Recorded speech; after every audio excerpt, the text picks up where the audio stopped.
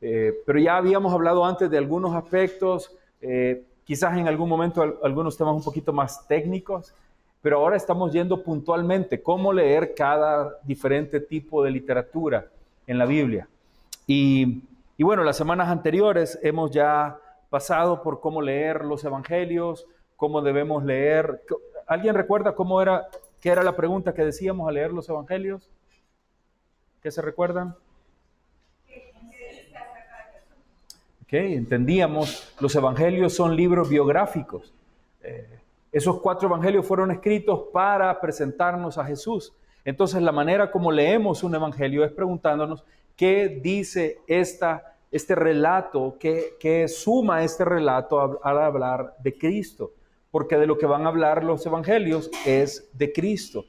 Hablábamos también del género narrativo, sobre todo en el Antiguo Testamento, y decíamos, el Antiguo Testamento, bueno, toda la escritura no fue inspirada por Dios para exaltar a ningún hombre. No tiene eso ningún sentido. Entonces, si leo el relato de Elías pidiendo que baje fuego del cielo, ese relato no está ahí para decirme, sé como Elías. El relato de David en alguna de sus batallas no está ahí para decirnos, sé como Elías. Todos los relatos narrativos en el Antiguo Testamento van a hablarnos de Dios. Entonces la pregunta que hago cuando estoy en alguno de estos textos es cómo Dios en este pasaje se ve como el Todopoderoso. ¿Qué está hablándome? ¿De qué atributo de Dios está resaltando? ¿Qué característica de Dios está mostrando acá? Veíamos la semana pasada el libro de Proverbios. ¿Qué se recuerdan de Proverbios? Los proverbios son consejos, son guía, no son ¿qué cosa? No son promesas. Es mal leer un proverbio cuando lo vemos como una promesa. No, mira, aquí dice el libro de Proverbios, el que madruga, Dios le ayuda. Bueno, ni lo dice la Biblia, ni tampoco sería un mandato. Pero leíamos este versículo que decía, ¿verdad? El que trabaja, el que se esfuerza, va a enriquecer. Decíamos, ¿es esa una promesa? No, no es una promesa. Es solo un consejo, está dando una guía, está diciendo, si lo haces de esta manera, es más probable que llegues a esta condición. Ese sería el resultado esperado, pero no es una promesa. Los proverbios no son promesas. Y esta noche quisiera que podamos ir al libro de los Salmos. Bueno, los Salmos es un tema aparte. Los Salmos es una cosa extraordinaria. Los Salmos son una especie de himnario para el pueblo de Israel. Los salmos se presentaban así, como un libro de himnos del pueblo de Dios. Creo que no sería difícil para nosotros reconocer que el libro de los salmos es el libro más popular de todo el Antiguo Testamento, para todo el mundo. De hecho, los salmos es quizás el libro favorito para los escritores del Nuevo Testamento. No hay un libro que los autores del Nuevo Testamento citen más que los salmos. Casi todos los libros del Nuevo Testamento hacen mención, citan o hacen comentarios referente a los salmos. De hecho, el mismo Señor Jesucristo citó muchas veces los salmos. Mientras enseñaba, dentro de su enseñanza, hacía menciones, referencias a algunos salmos. Recordamos, obviamente, en sus últimas horas en la cruz, él cita un salmo también ahí. Dios mío, ¿por qué me has abandonado? Es una cita exacta del Salmo capítulo 22. Él también citó los salmos en algunos de los debates con los líderes judíos. Cuando había resucitado frente a los apóstoles se aparece y ahí vuelve a citar el libro de los salmos. Y eso tiene tanto sentido porque al final lo que la Biblia nos enseña es que los salmos, de lo que terminan hablando, el tema en los salmos es Cristo. Los salmos están ahí y cada vez que él citó los salmos estaba mostrando que en ese escenario en el que estaba viviendo, al mencionar ese salmo, hablaba de él. Les decía, en casi todos los libros del Nuevo Testamento aparecen mencionados los salmos, a excepción de Primera de Tesalonicenses, Filemón y la segunda y tercera carta de Juan. Solo en esos no aparecen mencionados, citados los salmos, de ahí en todos. Lo que estoy tratando de decirles es que es un libro muy importante. En cuanto al contexto bíblico, es un libro sumamente importante. Pero como en referencia en la historia también es tan importante que el libro de los Salmos fue el primer libro impreso en la historia. En la imprenta de Gutenberg fue el libro de los Salmos el primer libro impreso. Y al día de hoy es uno de los libros más traducidos de la Biblia. Y fíjense que digo, uno de los libros de la Biblia, es el libro más traducido porque en algunos casos no tienen la Biblia entera para traducir. Porque cuando se comienzan traducciones nuevas, frecuentemente inician por los salmos. Imagínense qué tan importante es el libro de los salmos, que a lo largo de la historia hay impresiones que se han hecho del Nuevo Testamento, pero casi nunca van a encontrar un Nuevo Testamento solo, sino que cuando ven un Nuevo Testamento, ¿qué incluye normalmente? Salmos y en algunos casos proverbios también, pero normalmente es los evangelios, el Nuevo Testamento y salmos. Bueno, es un libro sumamente importante. Esto es lo que estamos notando acá. Y durante muchos siglos, la iglesia cristiana utilizó los salmos para cantar los salmos. Los salmos se utilizaban para cantar. Bueno, como les dije en el inicio, es un himnario. Los que escribieron, y eso le va a ir dando sentido a nuestro tema de hoy, porque quienes escribieron los salmos no estaban contando una historia, no estaban hablando de promesas otra vez, no estaban dando una enseñanza teológica, estaban escribiendo una canción. Cada salmo son canciones, son poemas. Y la iglesia cristiana cantó solamente salmos en sus reuniones. Solamente eran salmos los que se cantaban. O en algunos casos hacían como algunas interpretaciones, pero todo era basado en verdades bíblicas, basadas en los salmos o referencias a los salmos. Uh-huh. Pero ahí, dentro de los salmos también había mucho lamento, hay cantos de lamento. Bueno, los salmos están divididos también, tienen una subdivisión que vamos a ver más adelante, pero también hay salmos de lamento, hay salmos de alabanza. No todos los salmos son de alabanza. Hay salmos de alabanza, hay salmos de lamento, hay salmos en las peregrinaciones, tenían salmos para todo esto, pero aún así, esos salmos, por ejemplo, ¿por qué estábamos hablando de salmos? ¿Qué he andado hablando yo de salmos? Bueno, de lamentaciones.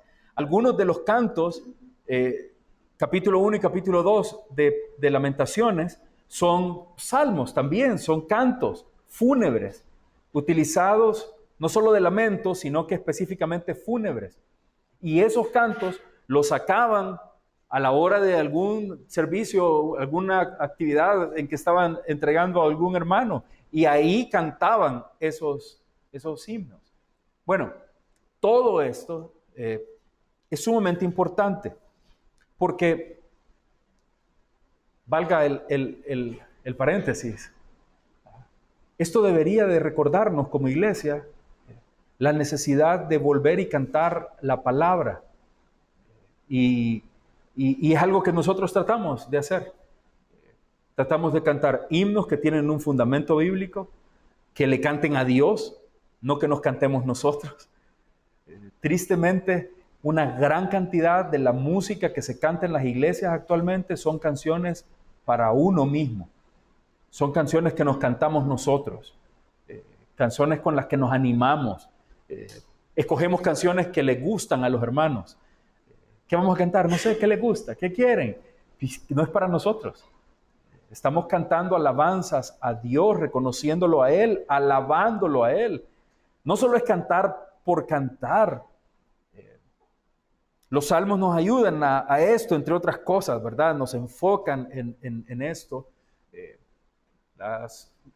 Yo, en mi opinión, las más hermosas letras que he escuchado normalmente son himnos que han existido por 400 años y dicen cosas tan hermosas, todas fundamentadas en la Biblia. Bueno, muchos de esos himnos son basados en salmos. Bueno, tengo una lista de ejemplos de eso, pero no vamos a entrar ahí ahora. Lo que estamos hablando entonces es la importancia que ha tenido el libro de los Salmos. Si aquí hiciéramos ahora mismo un examen de versículos memorizados, estoy seguro que la mayoría de nosotros lo que más resaltaría son salmos que memorizamos. La gente acostumbraba a tomar los salmos para memorizarlos. El Salmo 1, si lo comienzo a mencionar, estoy seguro que muchos podrían seguirme sin estarlo leyendo porque dirían, sí, me lo puedo. El Salmo 23, el Salmo 91. ¿Qué otros salmos son así como conocidos, que reconozcan? 51, los que están más en pecado.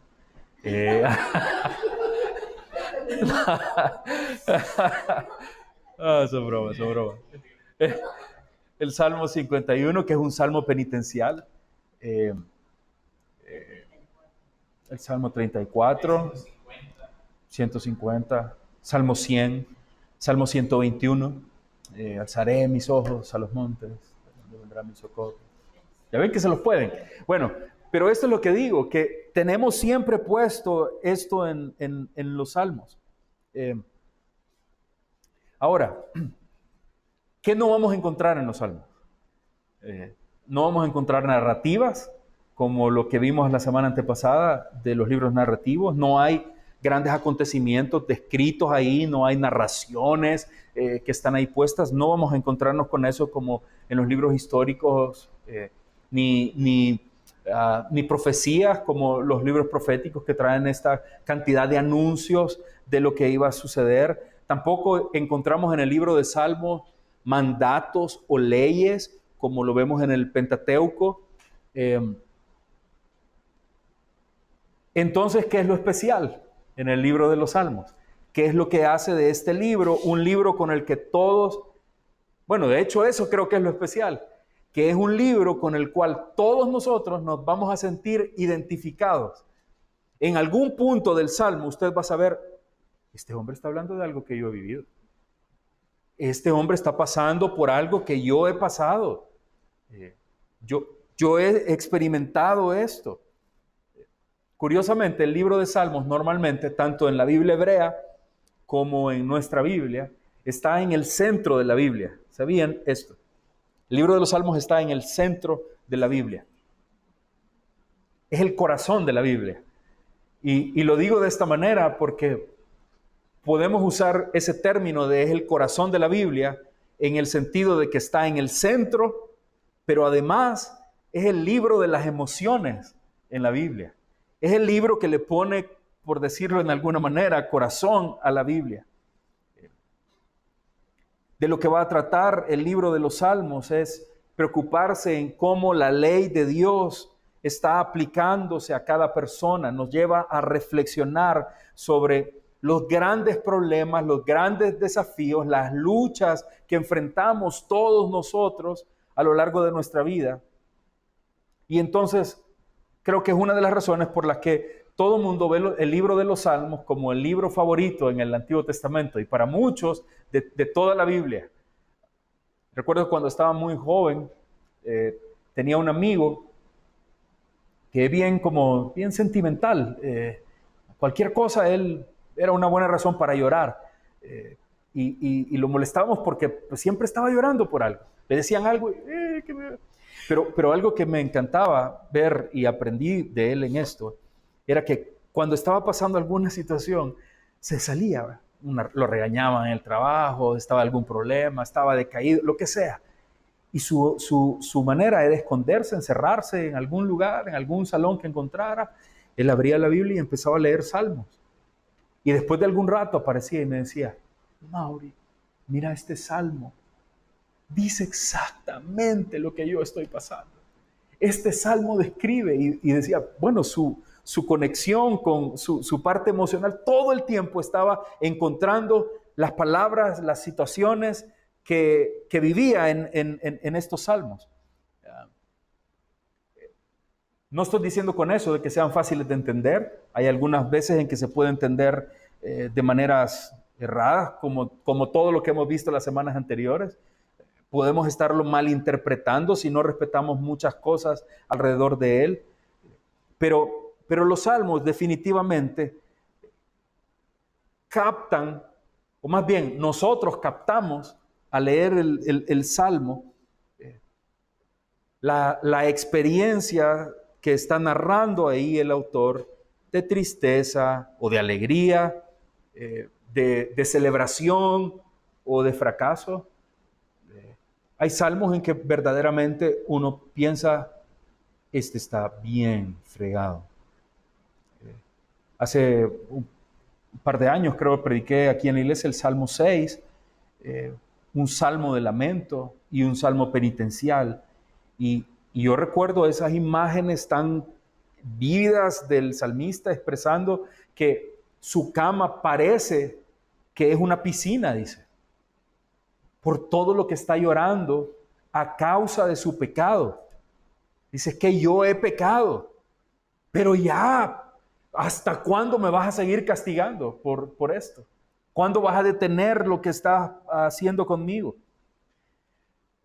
Entonces es muy fácil conectarnos con los salmos, identificarnos con ellos, porque vemos claramente la expresión ahí. Es poesía, está eso expresado, manifestado de una manera extraordinaria.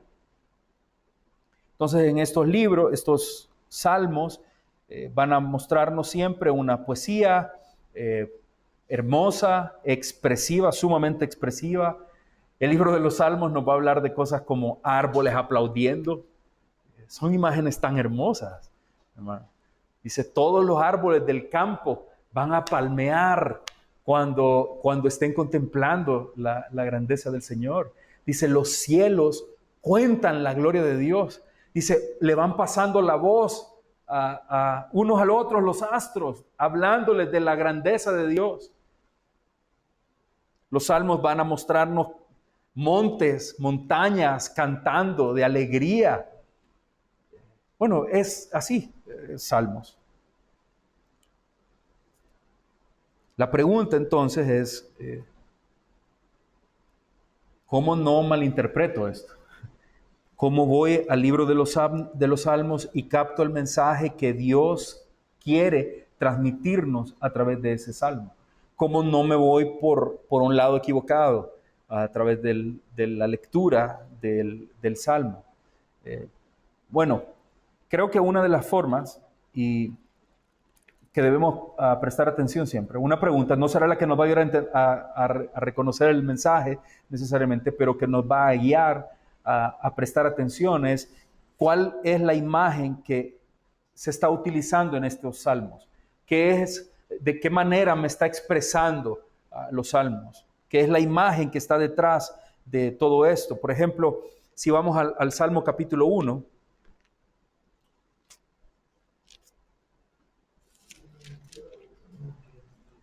Salmo capítulo 1,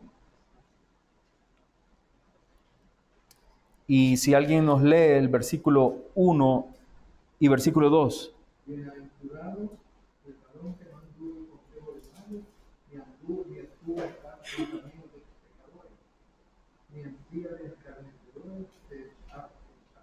¿Y el 2, papá, por favor? Sino que en la ley de Jehová está su delicia, y en su ley medita de día y de noche. Perdón, y el 3 de una sola vez, ya que anda por ahí. No había leído, y será como árbol plantado junto a las corrientes de agua, que da de su fruto en su tiempo y su hoja no cae, y todo lo que hace prosperará. Muy bien, gracias, papito. Bueno, cuando comenzamos a leer este salmo, de inmediato sabemos que está diciendo algo bonito, ¿verdad? Ese bienaventurado es como dichoso. ¿Quién es dichoso? El que no anduvo en consejo de malos, y miren estos verbos, no anduvo en consejo de malos, no estuvo en camino de pecadores, ni en silla de escarnecedores se ha sentado. La siguiente palabra del versículo 2 es, sino que, me está enseñando que ahí va a haber un contraste, ¿verdad? Hay algo que está diferente al versículo 1. El versículo 1 está mostrándome una imagen a través de todas estas expresiones acá. No anduvo en consejo de malos, no estuvo en camino, ni en silla de escarnecedores.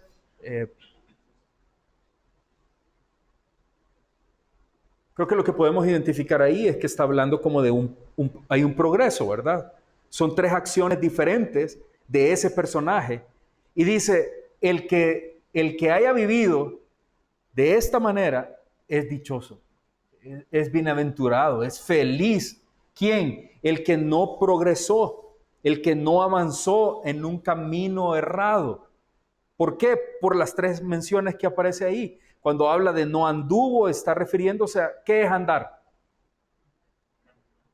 No caminó. Eso está diciendo, el que no caminó en consejo de los malos, o quien no caminó conforme al consejo, al camino que le indicaban los malos amigos, por decir. ¿Mande? Bueno, sí, pero aquí todavía es en este sentido de seguir con ellos, seguir con ellos, andar. Luego dice, y no estuvo en camino de pecadores. Ese estuvo de acá, obviamente está hablando ya de algo diferente, ya no vamos caminando. Ese estar estuvo parado con ellos. Entonces, dichoso el que no caminó con ellos, el que no estuvo ahí parado con ellos, de pie con ellos, como si fuera uno de ellos. Y después dice, ni en silla de escarnecedores se sentó. Y entonces ahí, ¿de qué sería de lo que habla? Otra vez, siguiendo esta idea de una persona caminando, después, dijimos, estando de pie con ellos, como uno de ellos. Y el tercero, ¿qué sería? Pero, pero en este caso es sentado ya, cómodo, íntimo. Entonces lo que nos está mostrando acá a través de estas imágenes, Él quiere decirnos algo. No está ahí, no se trata de ir tomando palabra por palabra como si estuviéramos en una carta. No estamos tratando aquí de identificar como la frase donde está ahí el secreto. No, a través de una imagen Él nos está poniendo a pensar. Bienaventurado el que, obviamente ahí está hablando de una cosa más relacional. Lo que quiere acá es que tengamos esta imagen a través de estas palabras en nuestra mente, de cómo alguien puede progresar, de cómo alguien puede ir avanzando, alejándose del Señor, porque eso es lo que termina llevando esto. Terminan alejándose del Señor y alejándose de las decisiones correctas. ¿Cómo? A través de un proceso, no vino de una sola vez. Lo que nos está diciendo el salmista es bienaventurado, básicamente sería, bienaventurado el que no se aleja del Señor nunca. Eso sería un resumen del versículo. Bienaventurado el que no se aleja del Señor. Pero mostrándolo con imágenes como más gráfico, dice, ¿cómo se ve alguien que no se aleja del Señor? Bueno, no anda con los malos, no camina con los malos, no se siente cómodo con ellos ahí de pie como uno más de ellos, y mucho menos está sentado con ellos en una posición tan cómoda, tan íntima, porque el que haga de esta manera terminará alejando su vida del Señor. Y entonces vean el contraste, versículo 2.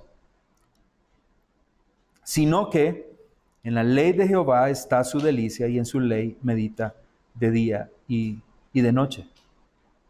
El contraste es como, en cambio, la persona de Dios es aquella que se deleita, pero no en los malos, en la instrucción de Dios. Que está maquinando, pensando, pero no en lo que todos hacen o lo que todos quieren hacer, sino que medita en la palabra del Señor de día y de noche. Y el versículo 3, otra vez, ¿alguien nos puede leer el versículo 3? Ajá. Será como árbol plantado junto a corrientes de agua que da su fruto en su tiempo y su hoja no cae. Y todo lo que hace ¿Ok? ¿Qué imagen es la que ahora nos está dando ahí? ¿En qué nos pone a pensar? Es verdad que de inmediato se enciende así. Me imagino ya Bueno, cada uno tendrá su árbol diferente que se imagina. Yo me lo imagino como de mango. Eh, el árbol así cayendo. Como una palmera, dice Hugo. Bueno, cada quien tendrá sus preferencias ahí. Pero la idea, lo que el versículo nos está haciendo acá es mostrándonos esta imagen y diciéndonos cómo se ve de esto que ha hablado, de este personaje que ha hablado, cómo se verá, cuál es el efecto que va a tener. Y habla de eso, un árbol junto al arroyo, plantado junto a un arroyo. Y ya de inmediato todos caemos y decimos, sí, clarísimo. Si ese árbol está junto al arroyo, está bien, bien, ¿qué? Bien plantado, pero ¿qué es eso? Nutrido, ¿verdad? Eh, Está ahí recibiendo toda esa agua, está recibiendo todo ese alimento y perfecto, va a ser un árbol que da fruto en cada temporada que le corresponde, que su hoja no se está ahí cayendo. Y en el caso del hombre, todo lo que haga, pues va a prosperar. Bueno, encontramos de esto en el libro de los Salmos. Eh, los Salmos normalmente van a estar mostrándonos algún tipo de emoción. Por favor, si alguien busca el Salmo 16 y versículo 11.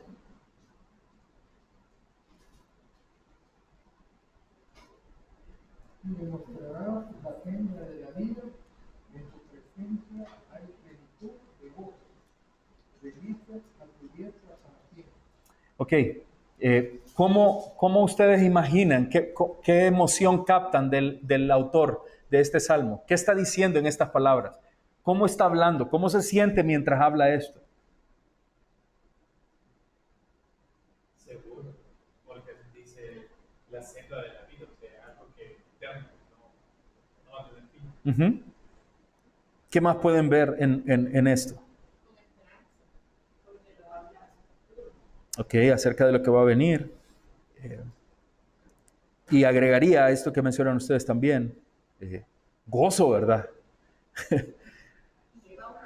Ese aspecto de futuro, él está diciendo, me mostrarás la senda de la vida en tu presencia de plenitud de gozo. ¿Cómo yo voy a anunciar que va a haber semejante gozo, plenitud de gozo, y lo voy a estar diciendo con una gran aflicción? No, está lleno de gozo expresando.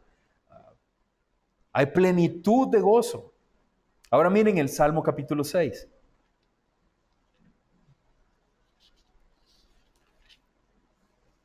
Capítulo 6. Y versículo número 6 y 7.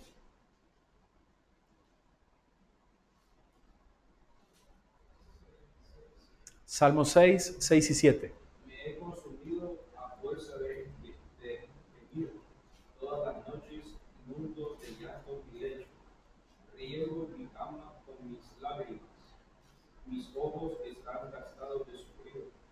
Se han envejecido a causa de todos mis angustiadores. ¿Qué emoción creen que tiene ese pobre escribiendo? ¿Mm? ¿Verdad? Estoy cansado. Eso no se dice igual que en tu presencia hay plenitud de gozo. No, este dice, estoy cansado de gemir. Todas las noches inundo de llanto mi lecho. Riego mi cama con mis lágrimas. Bueno, es una poesía, pero su expresión es, así estoy, obviamente transmitiendo gran tristeza y gran aflicción, además, porque hasta ahí, bueno, sigue todavía ese salmo, con mucho más. Ahora, miren otra vez, miren otro contraste, Salmo 27.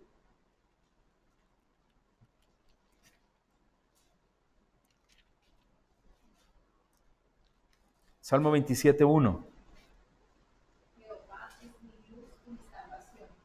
¿De quién temeré? Jehová es la fortaleza de mi vida. ¿De quién he de temer? ¿Alguien en qué condiciones puede estar diciendo esas palabras?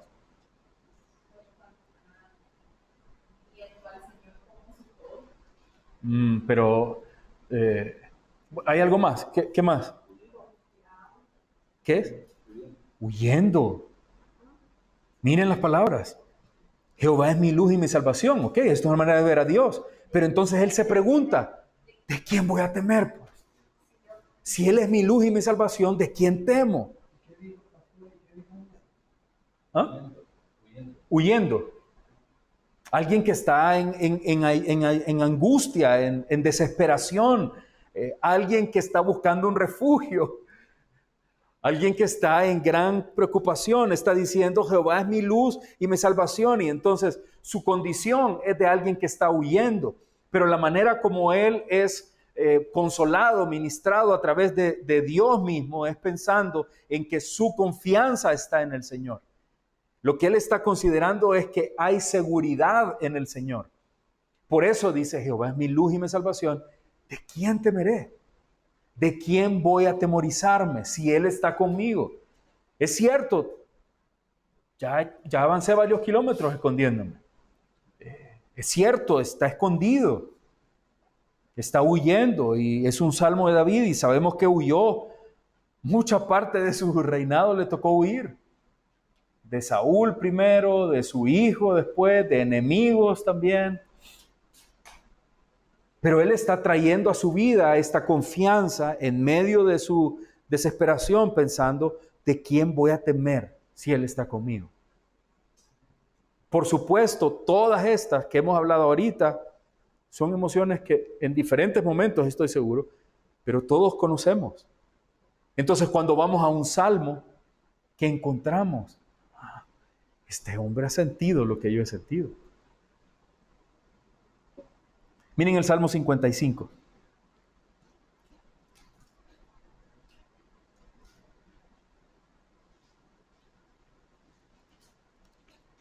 Escucha, oh Dios, mi oración, y no te escondas de mí tú.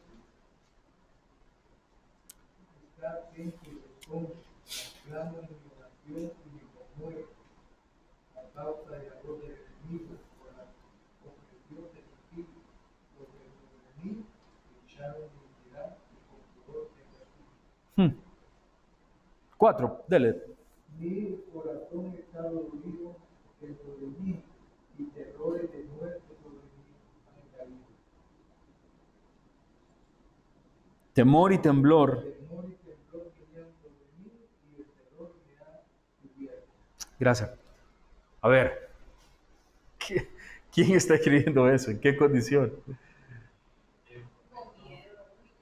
Hermano, eso es... Porque aún se escucha el mismo y se vuelve a conmover por lo que no es.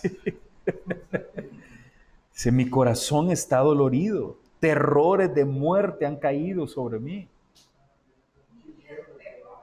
O sea, ¿cómo estaba pasando sus noches? ¿Cómo eran sus noches? No es lo mismo no dormir porque está viendo tele, a sentir, me van a matar. Ya están cerca. Está cerca mi momento. Bueno, expresa gran temor, gran ansiedad dentro de su vida. Solo uno más. Tengo varios ejemplos, pero quiero uno más. Miren el Salmo 103.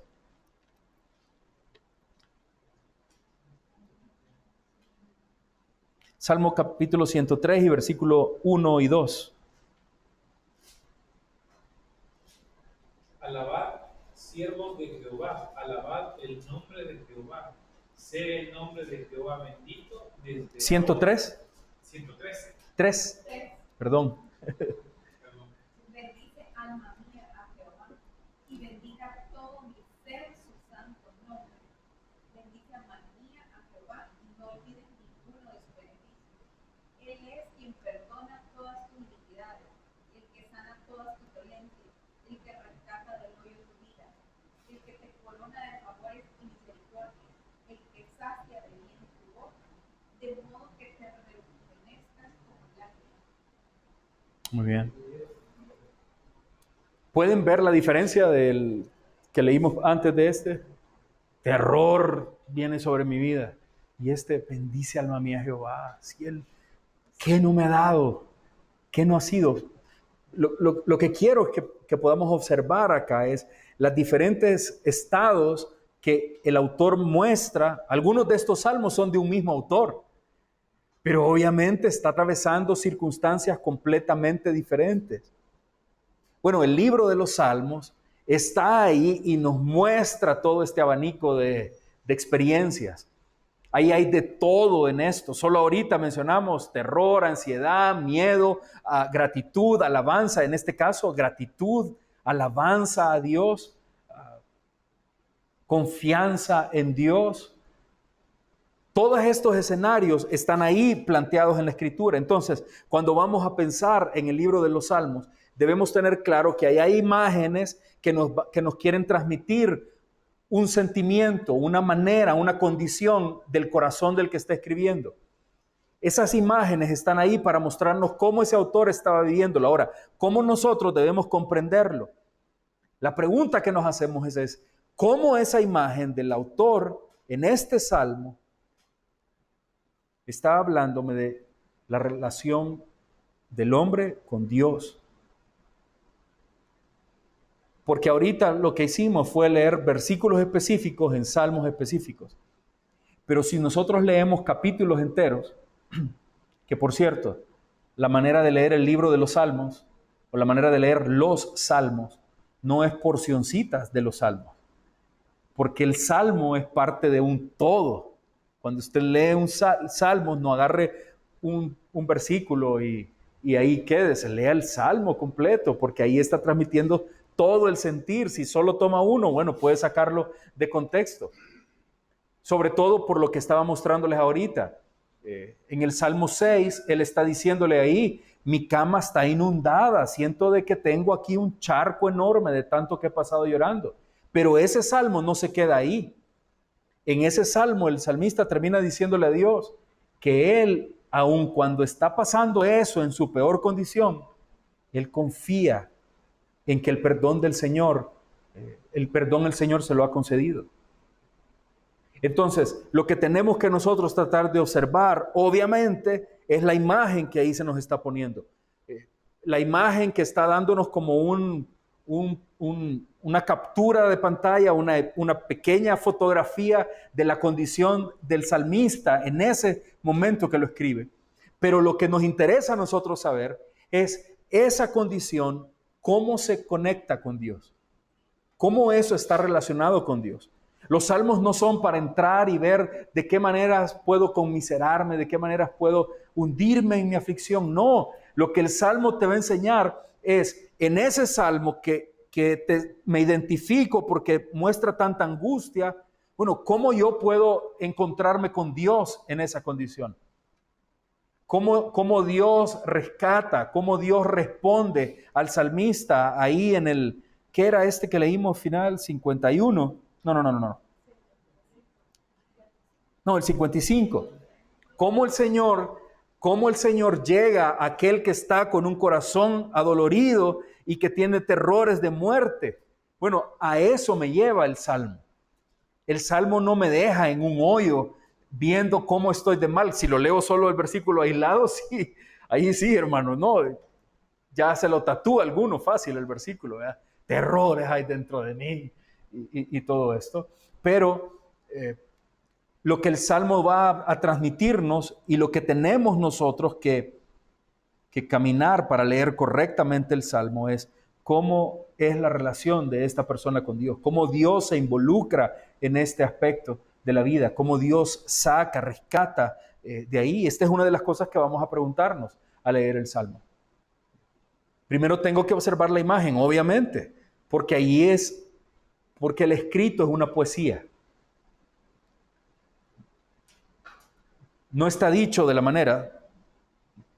manera convencional. Déjeme ver si encuentro esto, porque encontré una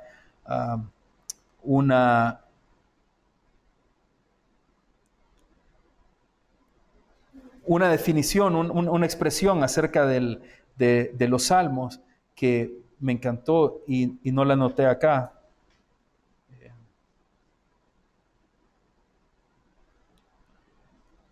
Ahora solo es que el internet funciona.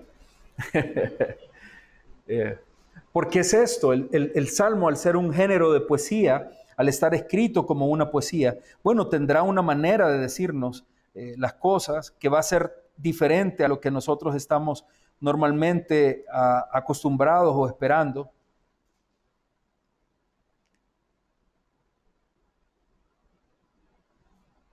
Era esto, miren, decía, la poesía tiene la virtud de poder decir 2 veces más que la prosa en la mitad del tiempo. O sea, la poesía, un versículo del Salmo, un salmo mismo, va a poder decirme más, mucho más que una extensa narrativa en menos tiempo. O sea, voy a encontrar más contenido que en un relato de la narrativa, si lo estoy leyendo bien. Pero si se lee mal, si no se le presta la atención debida, decía que puede parecer al leer un salmo que dice la mitad de lo que dice una narrativa en el doble de tiempo, pensando en que la narrativa es extensa, ¿verdad? La historia de David y Goliat son 50 y no sé cuántos, 60 versículos, o más creo, no recuerdo. Ahora, muchos versículos para decirnos una sola verdad. Dice, el Salmo tiene la capacidad de decirnos 2 veces más en la mitad del tiempo. Y eso es lo que vemos acá, que hemos estado observando. Nos está diciendo mucho acerca del personaje, nos está diciendo mucho de su condición, pero tenemos que identificar, uno, qué imagen es la que está ahí escondida, de qué manera nos lo está presentando en la poesía. Pero cuando ya hemos entendido esto, cuando ya he identificado en qué condición está, es cómo esto se relaciona con Dios. Y ahí es donde encontramos tanto consuelo, tanta fortaleza, tanto ánimo en el libro de los Salmos. Esto es algo en lo que tenemos que pensar. Cuando estamos leyendo el libro de los Salmos, es correcto pensar cómo el Salmo está dando voz a la emoción que tengo ahora, al sentimiento que tengo, al dolor, a la felicidad. Bueno, cómo este salmo le da voz a todo esto. Y miren, quiero que vengamos a un versículo más y lo podamos ver con más detenimiento. Salmo 42.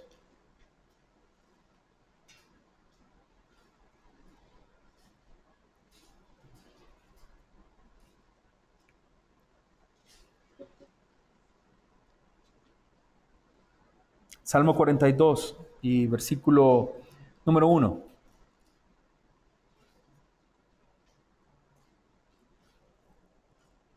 Como el ciervo brama por las corrientes de las aguas, así quedamos por ti, oh Dios, el alma mía. El 2. Mi alma tiene sed de Dios, del Dios vivo. ¿Cuándo vendré y me presentaré delante de Dios? Bueno, mis lágrimas, mi pan de día y de noche, mientras me dicen todos los días, todos están curiosos. Muy bien. Otra vez, leemos el primer versículo y creo que de inmediato todos tenemos una imagen en nuestra mente, ¿no es cierto? ¿Fue así? Si no fue así, están dormidos. Pero vea, como el ciervo brama por las corrientes de las aguas.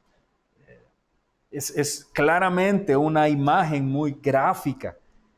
Vemos este animalito desesperado, con tanta sed,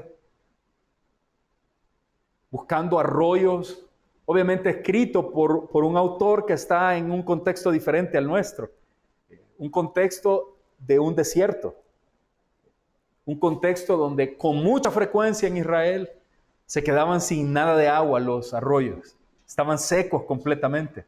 Y aquí está pintándonos la imagen, esto es lo que él tiene en su mente, así como ese ciervo, va corriendo y llega al arroyo y ve que el arroyo está seco, y sale y va, y llega a otro arroyo y está seco. Así como va arroyo por arroyo ahogándose en su sed, así estoy de desesperado, Señor, por ti. Ese tono de desesperación es lo que está expresando ahí. Se prueba en el versículo 2, cuando dice, ¿cuándo vendré y me presentaré delante de Dios? No es una pregunta hecha en el sentido de, ¿cuándo voy a volver? No está diciéndolo en el sentido, si siguen la idea, él está buscándolo a Dios. Así como el siervo corre y corre buscando un arroyo donde hay algo de agua, él está buscando y buscando y buscando al Señor. Entonces la pregunta acá, ¿cuándo vendré y me presentaré? No es como un reproche a sí mismo, diciendo, ¿cuándo va a ser el día en que vaya otra vez delante del Señor? No, lo que él está diciendo en esa pregunta es, ¿cuándo Él se va a mostrar a mí? ¿Cuándo Él va a aparecer así como el agua que allá tal vez aparece alguna vez en los arroyos? ¿Se imaginan lo frustrante que es, hermano? La imagen esta del siervo buscando nada de agua. O sea, un charquito de agua, quiere solamente beber. Pastor, una pregunta, ¿por qué está numerado libro 2? O sea, lleva una secuencia de Sí, el libro de Salmos está dividido en 5 tomos, por decirlo así, 5 libros. Ajá. El primer libro va del Salmo 1 al 41, el otro va creo que del 41 al 90, si no me equivoco, y así están divididos el libro de los Salmos. No, el libro de los Salmos no tiene un orden específico, ni cronológico, ni de condiciones del personaje. Algo que es interesante, ya que mencionaste eso, algo que es interesante de reconocer es que muchos estudiosos han encontrado cómo estos 5 libros de los Salmos pueden tener una conexión con el Pentateuco. Y entonces el primer libro de los Salmos está muy conectado con Génesis, el segundo libro de los Salmos está muy conectado con Éxodo, el otro con Levítico, el otro con Números y el otro con Deuteronomio. Entonces, volviendo acá, lo que el salmista está diciendo acá en estos cortos versículos, a través de estas imágenes, es que así hay momentos en nuestra vida, ¿verdad? En los que estamos tan anhelantes de Dios, en los que estamos deseando tanto a Dios, necesitamos verlo porque, bueno, tenemos sed de Él, porque nuestro espíritu necesita al Señor, necesitamos escucharle, necesitamos contemplarle, necesitamos saber que está ahí con nosotros. De hecho, si ven ahí un poquito más abajo, el versículo 5,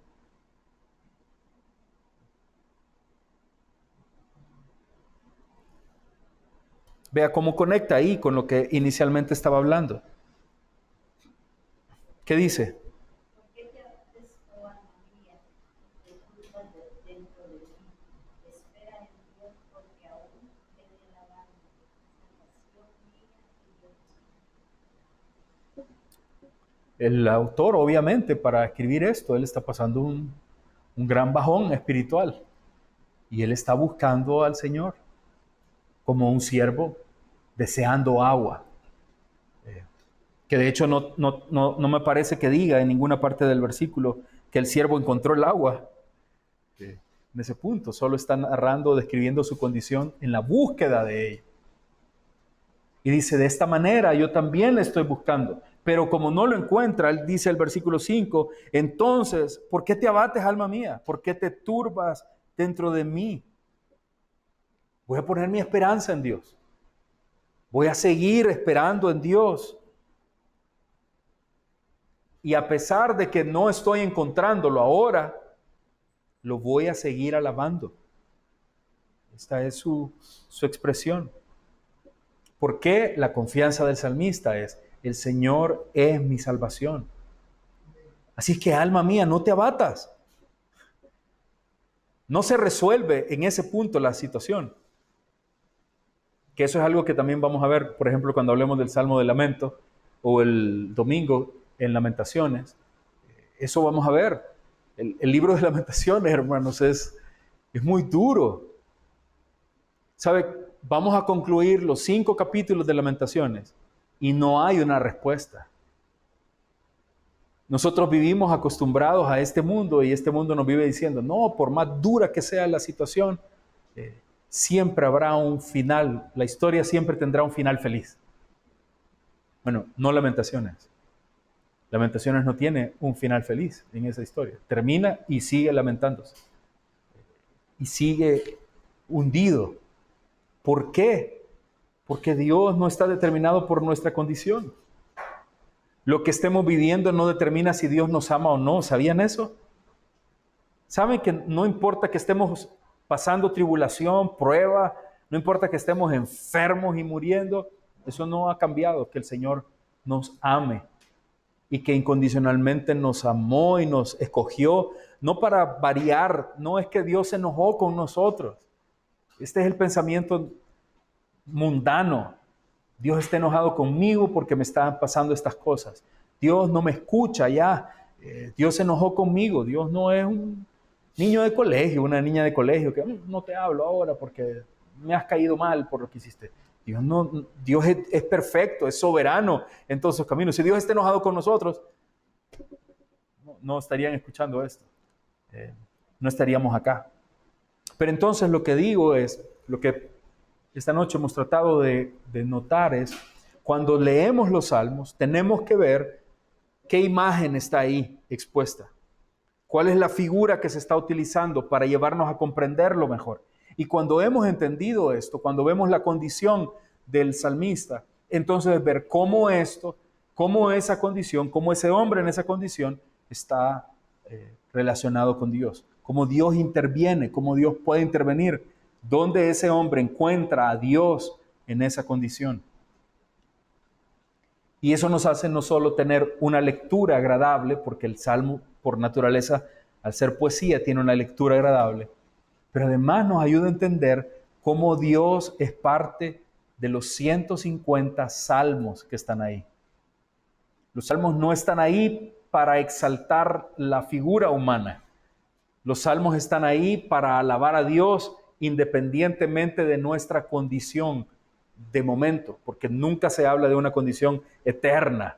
No es que toda la vida la vivimos así, como dicen algunos, sufrir y sufrir, sufrir y sufrir. Eso no es como en verdad sucede. ¿Está bien, hermanos? ¿Les parece como un mejor panorama para poder leer el libro de los Salmos? Y sí, creo que vamos a detener para ver también cómo diferenciar estos salmos en algunas de las diferentes grupos de salmos que hay. Quizás principalmente, obviamente, los salmos de alabanza y los salmos de lamento. Lo que quisiera es que podamos identificarlos, pero luego que podamos quizás hacer algún ejercicio que nos lleve a poder nosotros escribir, nosotros expresar delante de Dios. Los salmos están ahí para mostrarnos lo que hacen ellos, pero de alguna manera también es como Dios decirnos, mira, así es como puedes venir conmigo. Y cuando hablamos de salmo de lamento, la primera impresión es, lamento, ¿cómo? ¿Me quejo yo ante Dios? ¿Me puedo quejar ante Dios? Lea los salmos. De hecho, el grupo más grande de salmos que hay son salmos de lamento. Y en los salmos de lamento, literalmente, hay quejas. Dicen, ¿por qué? ¿Hasta cuándo? Le dicen el salmista a Dios. Entonces vamos a aprender juntos, si Dios nos permite, a lamentarnos. Bueno, algunos van a seguir lamentándose, pero ahora ya más bíblico, ya correctamente. No, ahí hay lamento, hay alabanza, y todo es parte de todos nosotros. ¿Ok? Muy bien, hermanos. Entonces, vamos a dejarlo hasta ahí.